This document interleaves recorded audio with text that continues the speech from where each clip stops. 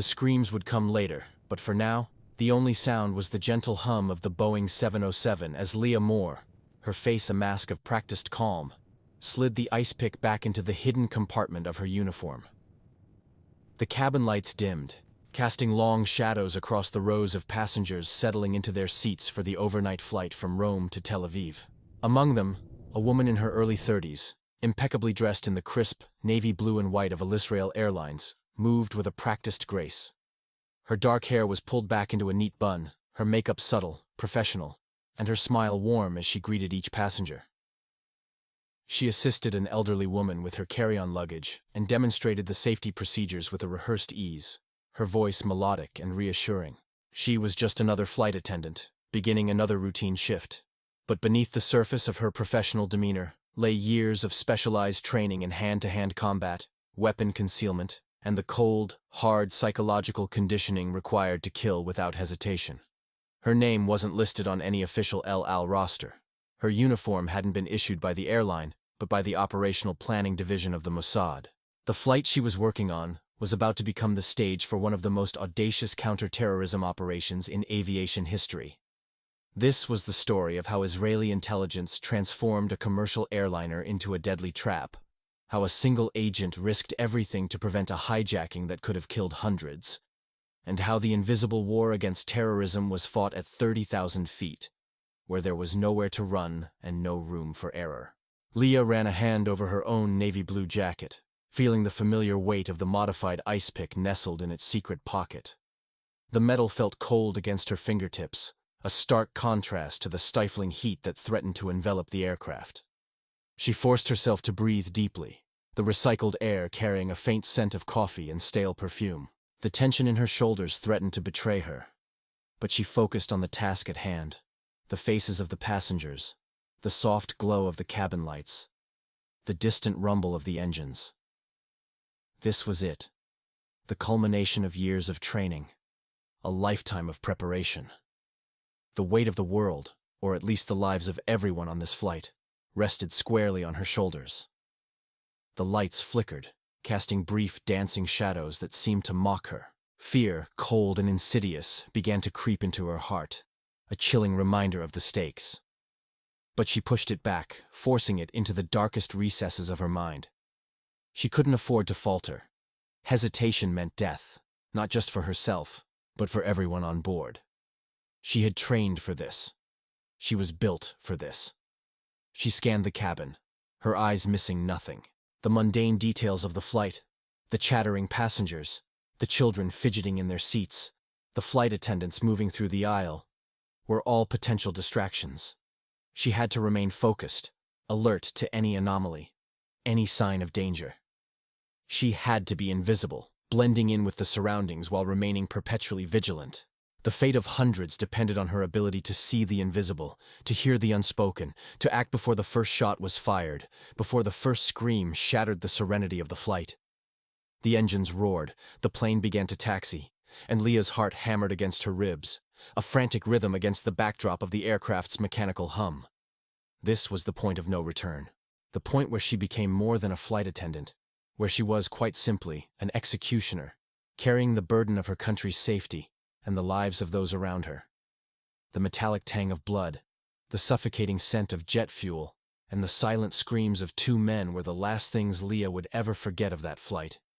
Yet they were all remnants of a past life, a life built on shadows and secrets, a life that began long before the roar of the Boeing's engines. In the heart of Jerusalem, Leah's childhood was a tapestry woven with threads of both normalcy and constant vigilance. Her home, a modest apartment overlooking a bustling marketplace, was a sanctuary and a fortress. The air in her home always smelled of her mother's cooking, a blend of spices that evoked warmth and safety. Yet the shadows of the conflict, the echoes of bombings and unrest, were always present, subtly shaping her perceptions. The vibrant chaos of the marketplace below, a swirl of vendors hawking their wares and children playing games, was juxtaposed against the ever-present threat of violence.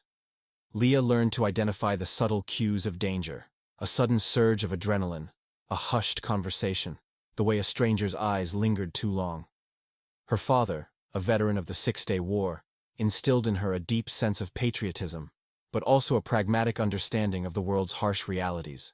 He wasn't a man of many words, but his quiet intensity, the way he scanned a room, the way he always positioned himself near an exit, taught Leah more than any lecture ever could. The family's apartment was filled with books, maps, and photographs of distant relatives. Every night, Leah would listen to her mother telling stories of her homeland, the villages, the mountains and the sea, stories that seemed like fairy tales.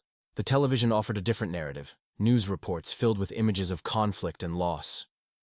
These stark realities were the counterpoint to the sweetness of childhood, the games played with friends, the laughter that rang through the narrow streets. The knowledge of the world's dangers seeped into Leah's subconscious, cultivating an acute awareness. She became adept at blending in, an observer, an analyst of human behavior. She honed her skills in reading people, the way they walked, the set of their jaw, the flicker in their eyes. She understood the importance of both vigilance and discretion, the fine line between awareness and paranoia. Her parents, survivors of the Holocaust, carried the weight of their past in silence. Leah never heard them speak of the horrors they had witnessed, the camps, the loss. But she understood it, the fear that still lingered in their eyes, their fierce protectiveness of their only child. Their past was a shadow that constantly loomed over her, a relentless reminder that vulnerability could be fatal. She saw it in her mother's trembling hands when German tourists spoke in the markets, a sudden flare of panic in her father's eyes when a car backfired. They had found refuge in Israel, a land of ancient promise and modern conflict, a place where their history was a constant shadow in the warm sun. They lived in an environment where the need to be prepared and alert was not an option, but a necessity, molding Leah into a young woman with a sharp mind, an iron will, and a deep understanding of the world's complexities, a world in which she would one day be asked to take a life. The metallic tang of blood filled her nostrils, even months later, a phantom scent clinging to the memory of the silenced screams within the pressurized cabin. It was the training that had led her here, to this moment of lethal precision, but the foundations had been laid long before she ever knew what the Mossad was. It began, as it often did in Jerusalem, with the shadow of constant threat. Leah's compulsory military service began at 18, a ritual for every Israeli citizen. Assigned to the intelligence corps, she found herself surprisingly suited to the work. Her Hebrew was flawless, of course, but her facility with languages, particularly Arabic and English, quickly earmarked her as valuable. She initially worked as a translator, sifting through intercepted communications, a torrent of chatter, coded instructions, and the banal details of daily life.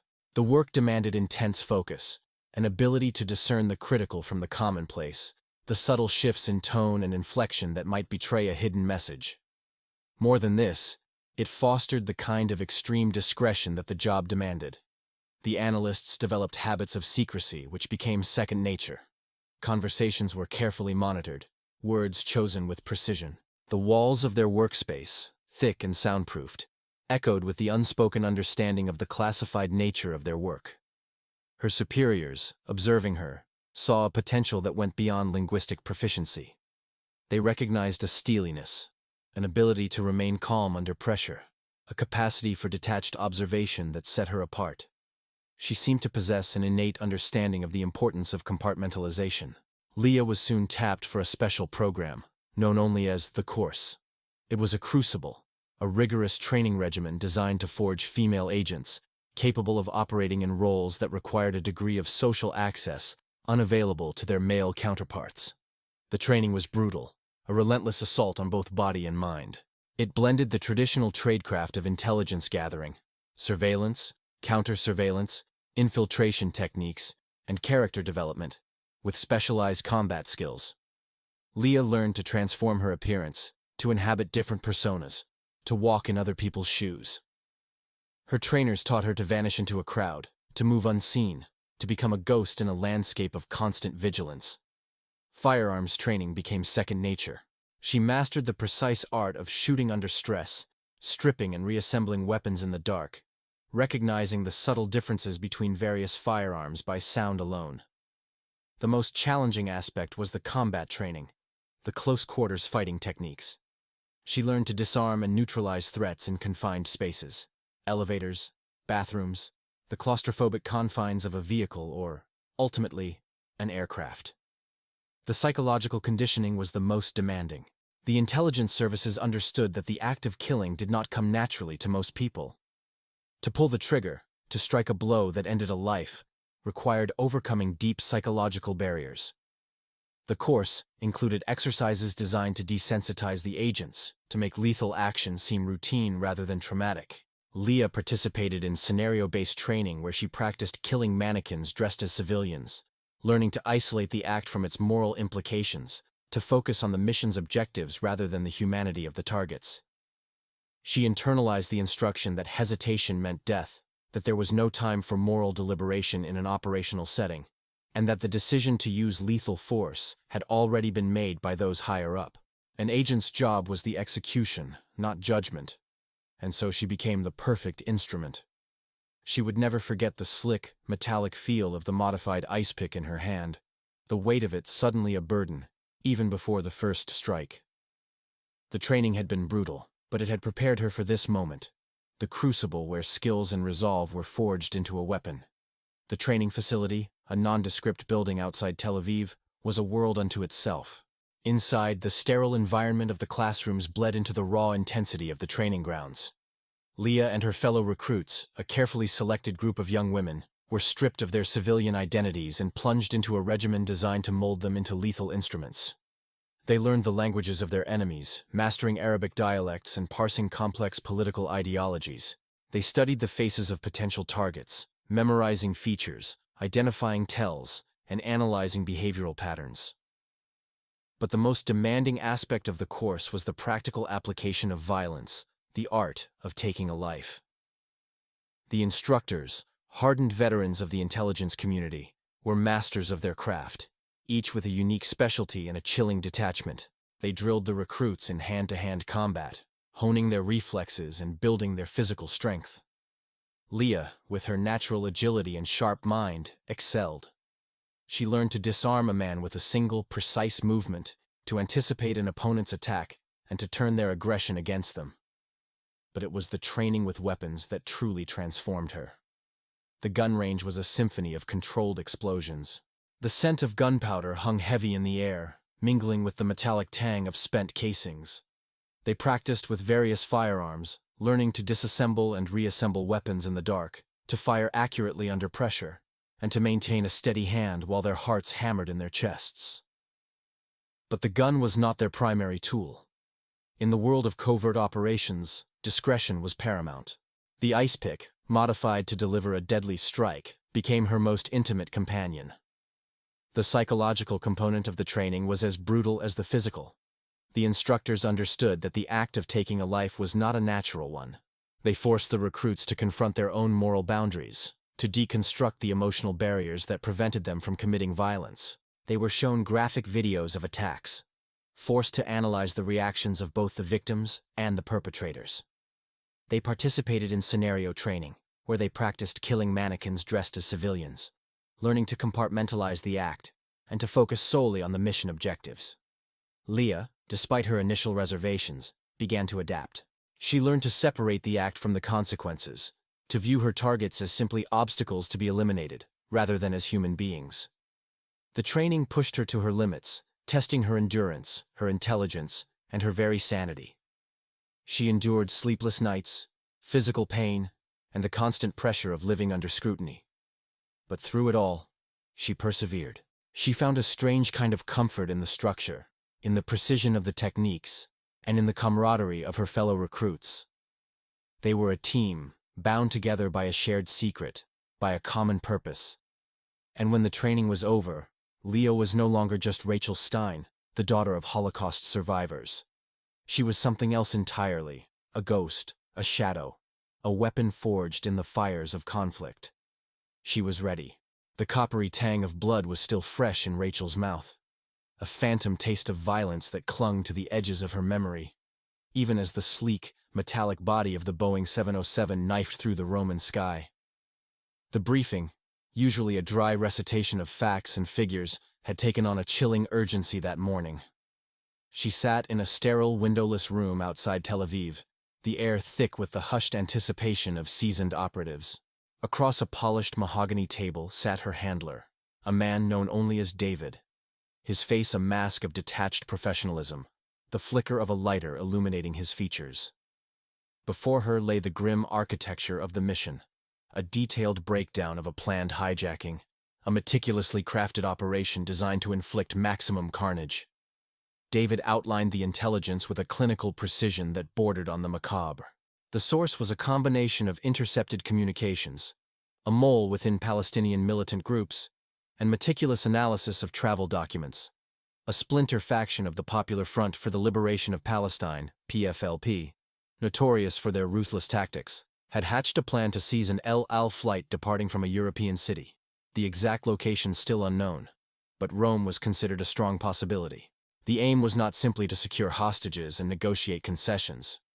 This was to be a suicide mission, a horrific spectacle designed to maximize the death toll.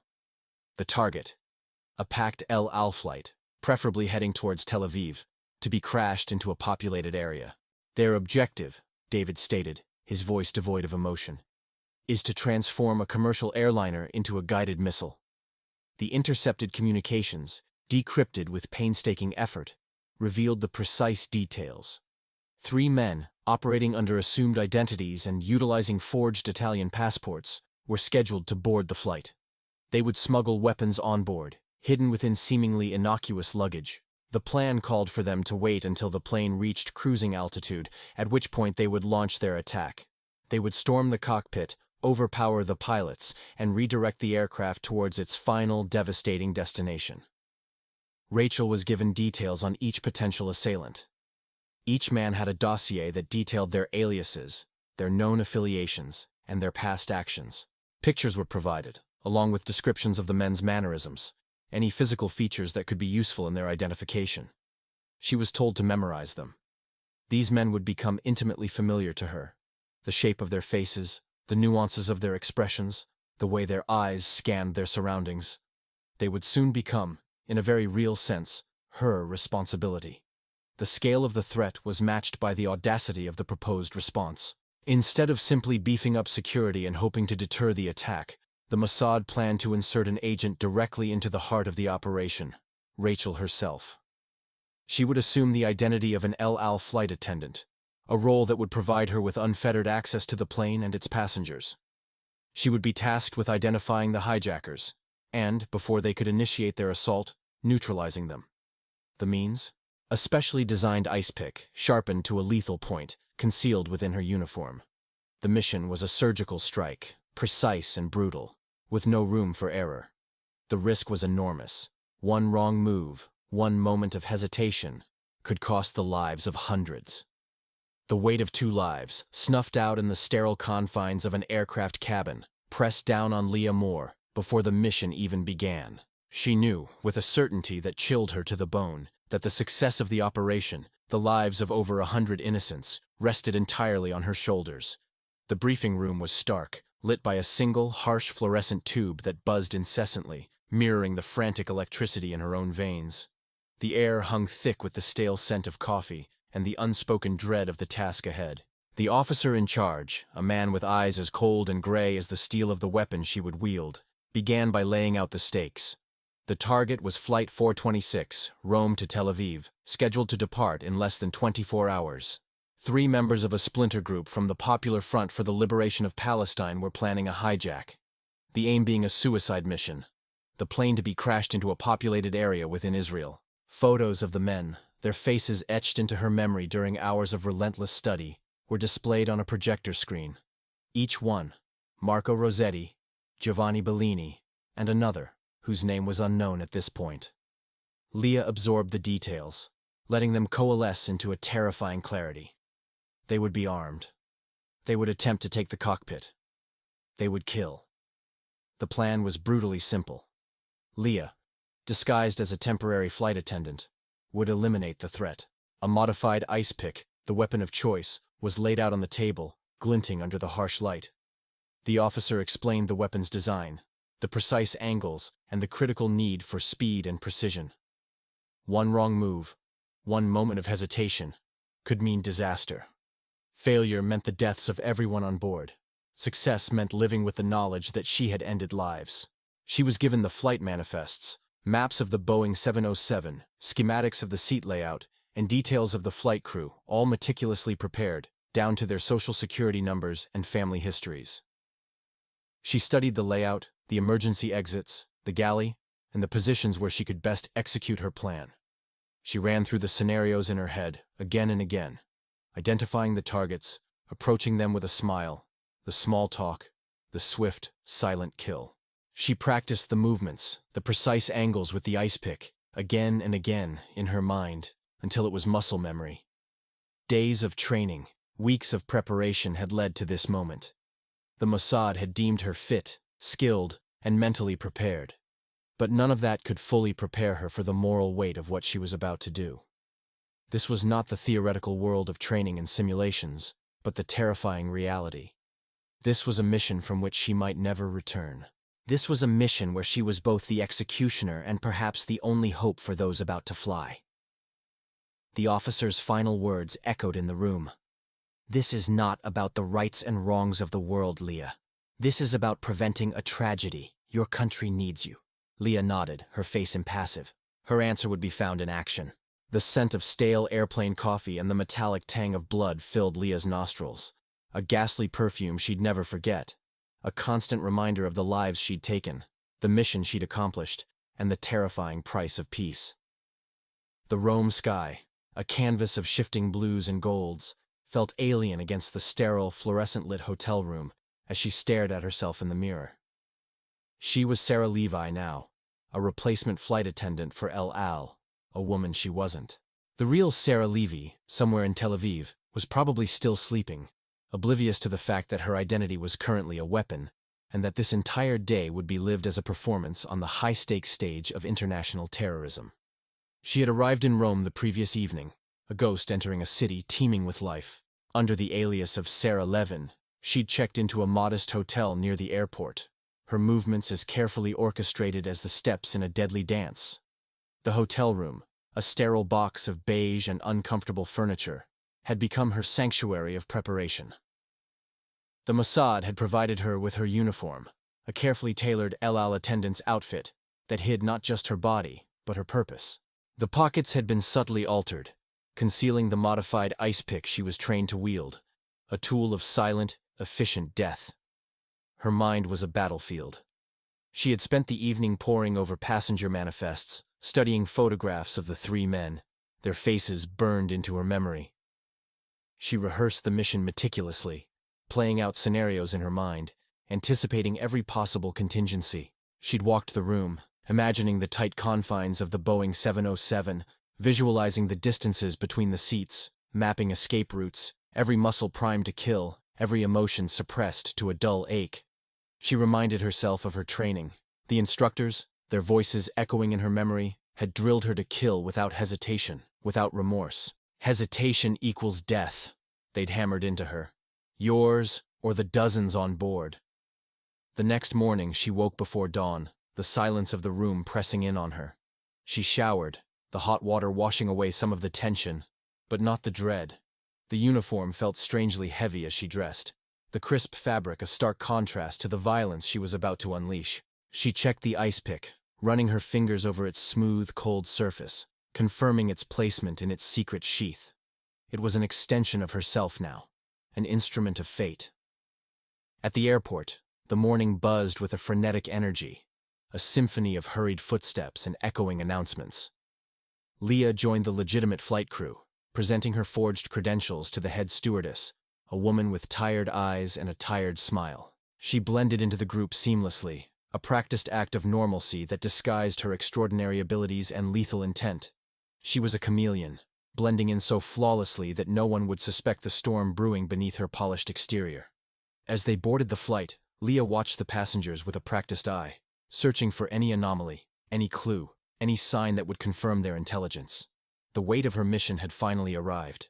She was ready. The man in seat 12B would be dead in a matter of minutes, his life extinguished in a cold act of calculated efficiency, all before he even knew he was a target. The fluorescent lights of the Boeing 707 hummed, a deceptive lullaby accompanying the mechanical roar of the engines as the aircraft taxied towards the runway in Rome. Leah, or Sarah Levi as she was known for the duration of this flight, positioned herself near the boarding door, a practiced smile plastered across her face. Each passenger, a fresh face, a new variable in her equation of life and death, filed past, their eyes barely meeting hers as they settled into their assigned seats. She greeted them with practiced warmth, offering a quick shalom or welcome aboard, her gaze sweeping over each individual, searching for the telltale signs. Her mind was a tightly wound coil of focus, a precise machine analyzing every detail. The man in 12B was the first. She'd memorized his face, the slightly asymmetrical curve of his upper lip, the way his dark hair was meticulously combed back, the slight tremor in his hand as he presented his boarding pass. The photograph, the dossier, the intelligence, all now coalesced into a live subject, sitting just yards away. He was traveling under the name Marco Rossetti, according to the slip of paper he'd handed her. But his features, the sharp angles of his cheekbones, the deep-set eyes, spoke of a heritage far removed from the Italian peninsula. He was dressed in a dark suit, a garment that seemed oddly formal for a casual flight, further solidifying the suspicions that had been steadily building within her since the briefing. She watched him settle into his window seat, the small black briefcase resting at his feet. A flicker of anxiety crossed his face as he looked around the cabin, his gaze lingering on the emergency exits and the overhead compartments. He was calculating, Leah realized, assessing his surroundings, charting escape routes, or perhaps planning an attack. He was the first piece in her deadly puzzle. The second potential hijacker boarded at 2:31 p.m. This one, identified as Giovanni Bellini, carried only a worn leather jacket and a newspaper, giving him an air of casual nonchalance. He took a seat towards the rear of the plane, in row 24, closer to the lavatories, a strategic move that Leah noted. His eyes, however, weren't casual. They were assessing, scrutinizing. He scanned the cabin with the calculating precision of a soldier, taking in every detail. The position of the crew, the location of the emergency exits, the layout of the galley. His gaze, too, settled on the cockpit door for an unsettling amount of time. Leah tucked the memory of his scrutiny into the already overflowing database of her mind, a crucial fact which she'd need in order to execute her mission. The absence of the third suspect hung heavy in the air. The clock ticked on, and Leah weighed the odds in her mind. Had he been caught? Had the mission been aborted? Or was he simply late? The lack of confirmation created a fissure of doubt, a hairline crack in her carefully constructed resolve. The weight of the decision rested squarely on her shoulders, the lives of hundreds of innocents dependent on her judgment. With the final boarding call, the third man had still not appeared. And with the final doors shut, Leah knew the time to decide had come. 2 confirmed threats versus the high stakes. The aircraft was hurtling forward, oblivious to the silent drama unfolding within, the lives of those aboard hanging in the balance, a choice that could decide the fate of dozens. The absence of the third man cast a long shadow, a crack of uncertainty in the meticulously crafted plan. Leah stood in the galley, the hum of the aircraft a constant thrum against the burgeoning tension in her chest. Outside, the Mediterranean sky was a flawless blue, mirroring the serene faces of the passengers, unaware of the lethal calculations taking place just feet away. She could almost taste the fear, a cold metallic tang on her tongue. The minutes ticked by, each one a relentless drummer of the inevitable, counting down to the moment when she would either proceed with the mission or face the devastating consequences of acting on incomplete information. Her hand, resting casually against her hip, unconsciously grazed the outline of the ice pick, the smooth metal a stark contrast to the sweat that slicked her palm. The weight of the decision pressed down on her, crushing the carefully constructed facade of the flight attendant. She replayed the briefing in her mind, the grim pronouncements of the Mossad operative. 2 confirmed threats, 2 confirmed targets. Proceed with extreme prejudice. But what if the intelligence was flawed? What if the third man had been intercepted, the attack aborted? The thought gnawed at her, a persistent itch she couldn't scratch. The aircraft was already climbing, the engine's roar drowning out the frantic beat of her heart. The silence in the cabins amplified this sense of mounting pressure. She glanced at the passenger manifest, The faces of the two potential hijackers burned into her memory. Marco Rossetti, in seat 12B, the man who'd ordered black coffee, his eyes betraying no hint of the violence he allegedly planned. Giovanni Bellini, in seat 24A, the man who had ordered wine, his eyes ever scanning the exits and the cockpit door. Were these men truly the monsters the Mossad painted them to be, or were they merely pawns in a larger, unseen game? The questions, once simple, had now taken on a terrifying complexity. Her gaze drifted to the cabin crew. The other flight attendants moved about their tasks, oblivious to the high-stakes chess match that she was playing, offering beverages, smiling, and making polite conversation. They were a symphony of normalcy, a stark contrast to the storm raging within her. It was a normal flight, and she, a normal part of the crew, a facade that she now felt as a burden. Leah took a deep breath, fighting down a wave of nausea. The air in the galley was stale, the smell of reheated food mingling with the faint scent of fear. She closed her eyes for a fleeting moment, envisioning her instructors' faces, their unwavering gazes, their unwavering advice. Hesitation was fatal. Doubt, a luxury she couldn't afford. The fate of the passengers, the success of the mission, and her own survival rested on her decision. With a final, silent nod to herself, a resolve that had been forged in the fires of training and fueled by a lifetime of vigilance, she gripped the handle of the drink cart. The plane continued its steady ascent, and Leah, the woman with the weight of the world on her shoulders, made her choice. The first spatter of red blossomed on the pristine white of the headrest, a crimson bloom against the oblivious world of in-flight entertainment. Leah moved through the cabin, a smile plastered on her face, the polished veneer of professionalism doing its work as she approached the first man.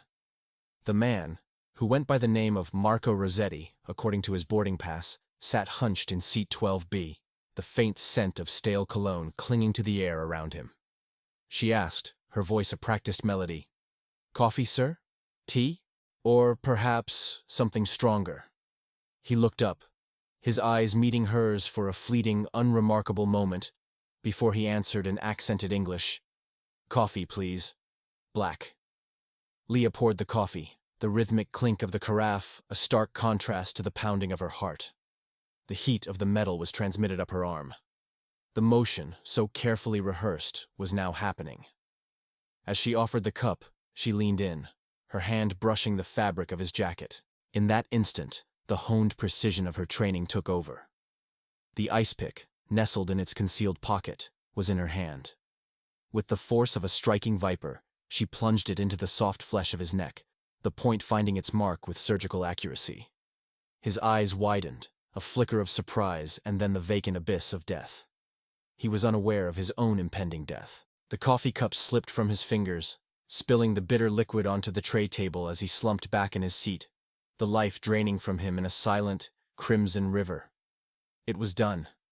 The world seemed to shrink, the sounds of the aircraft fading as her focus narrowed. The smell of coffee mingled with the metallic tang of blood and the sterile scent of the aircraft interior. Her muscles held tight in their training, her grip firm around the weapon as she slid it back into its hidden pocket. She stood perfectly still for a second, a dark ocean of blood spreading beneath the table. The other passengers didn't see. They were reading or watching movies. The flight attendants were used to spillages. She turned and continued down the aisle, her heart hammering against her ribs, a drumbeat of panic trying to break free. The other passengers, oblivious to the drama that had unfolded just moments before, continued with their journeys. A child giggled, a woman coughed, and the hum of the aircraft engine was a constant, monotonous drone. Her gaze zeroed in on the second target. He was in seat 24A, the man who was called Giovanni Bellini. He sat with a newspaper, his attention fixed on the words on the page. She moved through the cabin towards him, the false smile a mask of normalcy. The air around her felt thick. The world seemed to hold its breath. "More coffee, sir?" she asked, her voice steady. He looked up, the newspaper rustling as he lowered it. His eyes met hers, and in that instant, she saw it. A flicker of recognition, a spark of awareness that something was wrong. His hand moved toward his waist. She didn't hesitate. In that split second of decision, she did what she had trained to do. The force in her arm took over as she plunged the ice pick into his chest. He gasped, a look of shock and fury contorting his face. His hand was now useless. His heart failed. The blood gushed out. She pulled back, the weapon disappearing back into her uniform as she blurted a practiced apology for the spilled beverage, adding a plausible layer to her actions. She felt for a pulse, then rose, a wave of adrenaline coursing through her veins. 2 men were dead. She had killed them. The interior of the plane seemed to be watching her now. She felt the weight of her deed as she walked down the aisle, a casual and unsuspecting air about her. The world spun. The scent of stale air and recycled coffee mingled with the metallic tang of blood, a cocktail Leah was forced to breathe as she moved forward. The bodies of the terrorists slumped lifeless in their seats. The flight, remarkably, went on. Passengers reclined, reading magazines, watching the in-flight movie, the low hum of the engines a monotonous lullaby. No one noticed the faint crimson stains blooming on the fabric of the seats, the almost imperceptible stillness of the men who had planned to become instruments of death. Leah continued her duties, offering drinks, a practiced smile plastered on her face, the very picture of efficiency, a mask concealing the turmoil within. She moved through the cabin, a puppet performing its routine. Her hands, moments ago so deadly, now poured orange juice, handed out miniature bottles of wine. The rhythm of her movements was a precise ballet, born of years of training, a desperate attempt to regain control in the eye of the storm raging within her. The adrenaline, the initial shock, had begun to recede, leaving behind a profound emptiness. She felt detached, as if watching herself from a distance, observing the reactions of the oblivious passengers, marveling at their normalcy. They chatted, laughed, planned their connecting flights, utterly unaware of the abyss they had so narrowly escaped. Their innocence was a stark contrast to the violence she had just enacted, a constant, painful reminder of the line she had crossed. She felt the weight of her actions settling upon her, a cold, heavy stone in the pit of her stomach. The precise moment of each strike replayed in her mind, the sickening thud of the ice pick finding its mark, the flicker of surprise, and then oblivion in the eyes of her targets. She replayed the scene in her mind, over and over, desperately trying to understand what she had become. Was this the culmination of years of training, the grim, necessary consequence of a world constantly at war? Or had she become a monster, cloaked in the guise of a flight attendant, defined by her capacity for brutal, efficient killing? Her gaze darted from face to face, searching for any sign, any indication that someone, anyone, knew. The fear of discovery gnawed at her, a constant, insidious threat. She imagined a crew member noticing the blood, the contorted faces of the dead men, the pieces of a puzzle falling into place. Every shadow, every hushed conversation, felt like a potential threat. But the flight wore on, the hours passing with agonizing slowness. She forced herself to focus on the task at hand. The mundane details of the flight became her refuge. She checked the overhead compartments, ensured the safety restraints were properly fastened, offered a comforting hand to a nervous flyer. The routines, the rituals, became her anchor, preventing her from drowning in the ocean of her thoughts. The repetition soothed the edges of the chaos, temporarily numbing the horror she'd unleashed. As the aircraft descended towards Tel Aviv, a wave of exhaustion washed over her. She knew that the true ordeal was yet to come. The investigation, the debriefing, the psychological evaluation. The life she had known was irrevocably altered. She had acted to protect the lives of those around her, but at what cost? And what was left of her humanity when the mission was over? The questions lingered as the plane finally touched down, a landing that marked not an end, but the stark, dreadful beginning of a new chapter. The aircraft shuddered as it began its descent into Ben Gurion Airport, the hum of the engines morphing into a familiar drone. The routine had returned, a deceptive cloak over the carnage that lay hidden. On the 707, under the fluorescent lights and within the metallic confines, 2 men were dead, their lives extinguished with a swiftness that belied the meticulous planning that had gone into their demise. Leah, her face an unreadable mask of composure, moved through the cabin, offering passengers their final drinks, double-checking overhead compartments, a professional dance performed in the shadow of death. The flight attendant's smile, once genuine, felt thin. A practiced facade stretched taut over the raw terror of her recent actions. Her heart hammered a frantic rhythm against her ribs, a drumbeat of adrenaline that had not yet subsided. She could still feel the cold weight of the modified ice pick in its hidden pocket, the phantom sensation of the weapon's deadly kiss. The image of the second man's startled face, the betrayal in his eyes, remained seared behind her eyelids. The scent of spilled coffee and the faint metallic tang of blood permeated her nostrils, a constant reminder of the lives she had taken. The world felt distant, filtered through the layers of shock and the chilling awareness that she had become the instrument of a brutal calculus. As the plane leveled out on the tarmac, the mundane symphony of arriving passengers began. Leah moved through the cabin, her every movement dictated by habit.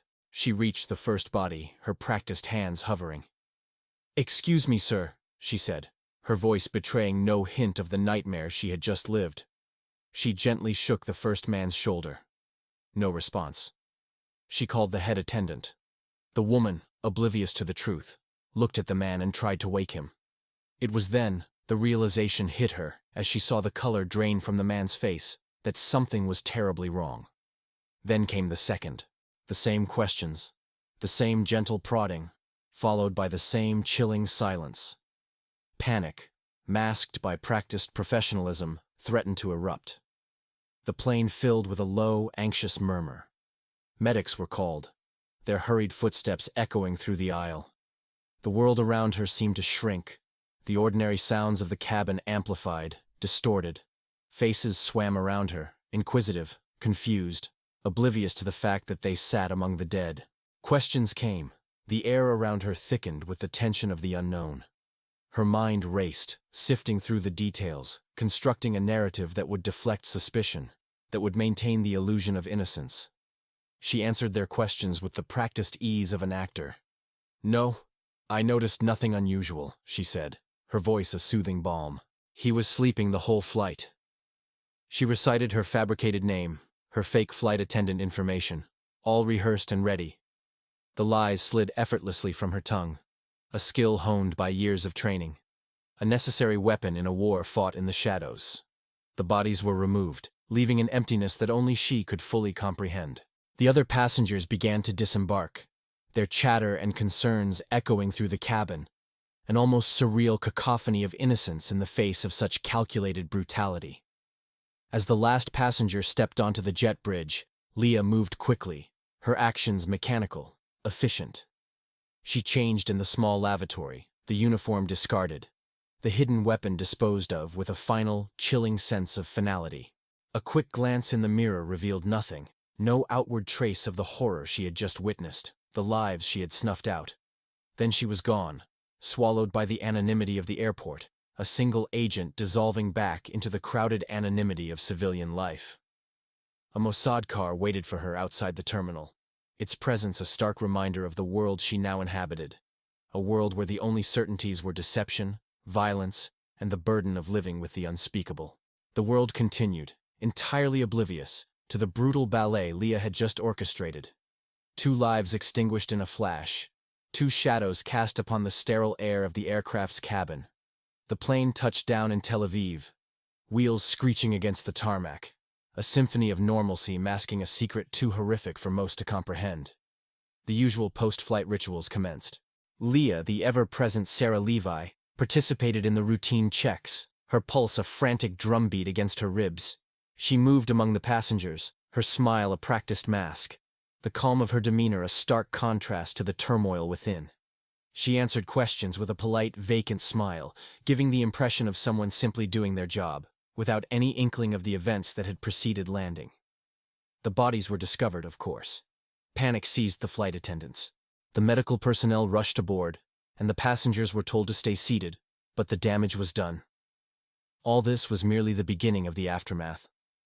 The truth, like a tightly guarded secret, had to be contained, and the investigation, swift and decisive, was swiftly taken over by the Mossad, erasing any lingering traces of the agency's involvement.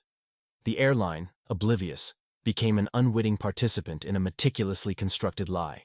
The passengers, shocked by the sudden deaths, were ushered off the plane, each one blissfully unaware that they had been inches from death, spared only by the cold resolve of the woman who had served them coffee. The official narrative would be a medical anomaly, a tragic confluence of pre-existing conditions and unfortunate timing. The families of the deceased would be informed, offered condolences, and cautioned against publicizing the details, lest it interfere with ongoing investigations or incite further attacks. The aircraft was sequestered, examined for possible mechanical failures, and then cleaned, meticulously erasing the evidence, the blood, and the echoes of a deadly encounter. Leah, meanwhile, had melted away into the anonymity of the airport terminal, shedding the uniform, discarding the weapon and the burden of her actions, and disappearing into the bustling crowd. She was just another anonymous traveler. Her role was done, but the war raged on, unseen and unheard by the majority of the world. She would be debriefed and psychologically assessed. The agency, with a practiced hand, would control the narrative, framing her actions as a necessary evil, a shield against the darkness. The press would remain in the dark, and Israel, the tenacious, could continue its work. The investigation, controlled from within, became a master class in operational security. Any details that could compromise the operation or reveal the methods of the Mossad were swiftly excised from the public record. Any potential witnesses, particularly the flight crew, were carefully managed, their memories shaped, and their silence bought with promises of financial compensation and the reassurance that they had been a part of a vital act of national security. The passengers, all unknowingly, were bound by a similar arrangement, their memories of the flight preserved or suppressed, depending on their willingness to be silent. The truth was buried, and the events of that flight faded into a clandestine file, destined to collect dust within the secure vaults of Israel's intelligence agency. The bodies of the two men were quickly removed from the plane, their identities concealed, their connection to the planned attack quietly hushed up. Their families were probably still unaware of the true fate of their sons and brothers. The official narrative would be maintained, carefully crafted to avoid public scrutiny, the details of the operation to remain classified, protected by the invisible curtain of national security. The unsung heroes who had prevented a disaster were left, isolated, with the memory of their actions, while the world carried on, ignorant of the unseen war that played out daily, in the shadows and at 30,000 feet. The silence in Leah Moore's safe house room was a crushing weight, heavier than the sterile scent of the antiseptic she detected when they led her inside. The adrenaline that had propelled her through the execution and the subsequent hours of observation had finally begun to ebb, leaving behind a raw, aching emptiness that even the carefully crafted interrogation couldn't fill. She'd killed 2 men that day, their lives extinguished with a cold efficiency honed by years of training, all to save the lives of strangers who'd remain blissfully unaware of the horror they'd narrowly escaped. The interrogators, men she'd worked with before, observed her with practiced eyes, their questions clinical and detached. They wanted to know if she'd hesitated, if the act had broken her, if she'd second-guessed the mission's morality. She answered truthfully, because that was her training, her nature. She hadn't hesitated. She'd acted. She'd done what she was trained to do. But now, alone with her thoughts, a different kind of war raged within. Sleep offered no escape. Each time she closed her eyes, she was back in the cramped cabin, the metallic tang of blood a phantom taste on her tongue, the weight of a man's life suddenly, irrevocably, erased. The Mossad debrief was thorough, an exacting analysis of every moment, every decision, designed to evaluate not only the operation's success, but also the agent's psychological state. The mission was deemed a triumph, a testament to the meticulous planning, the precise execution, and of course, the unwavering dedication of its agent. Leah understood the tactical victory. She'd prevented a massacre. But the echoes of the act itself reverberated within her, a constant reminder of the choices she'd made, the lives she'd taken. They asked about guilt. She said she felt no guilt in that moment of the mission. She'd done what she had to do. The intelligence was sound.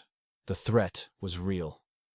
But then, as the days blurred into weeks, and the weeks into months, a different kind of guilt began to creep into her consciousness, a subtle but persistent unease.